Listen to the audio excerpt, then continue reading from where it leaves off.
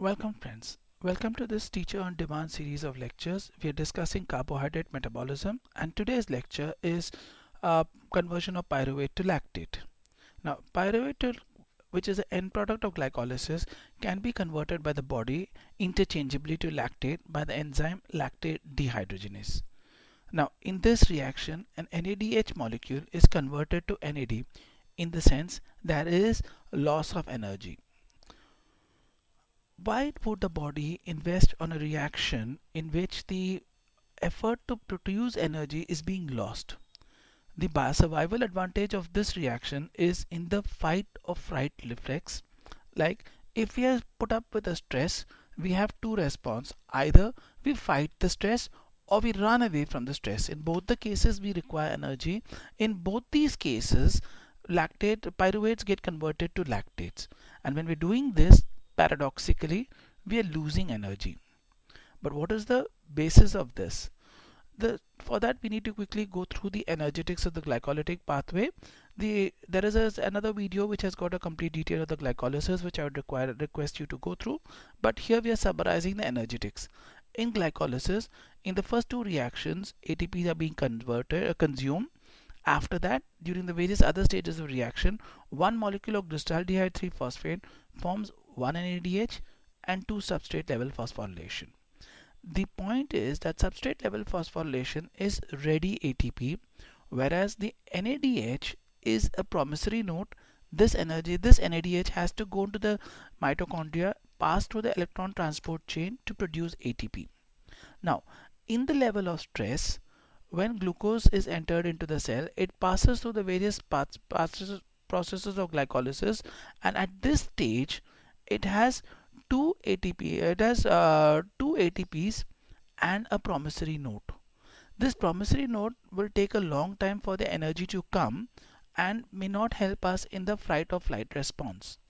Therefore, but as long as the NADH levels keep accumulating, the cell is falsely made to believe that it has enough energy, and this NADH inhibits glycolysis.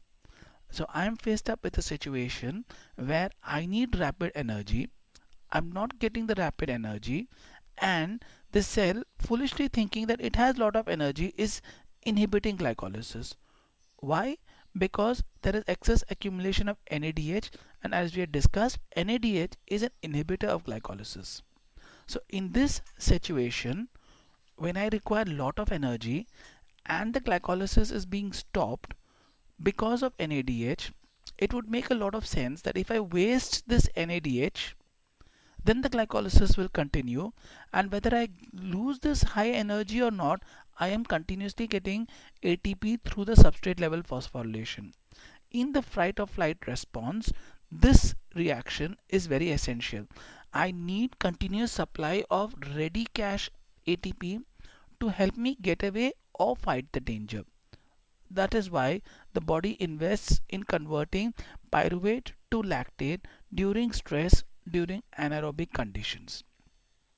But then, is the lactate found a waste? Body does not waste anything.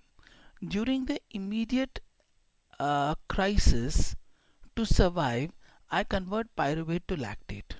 But then this lactate is transported via the blood to the liver.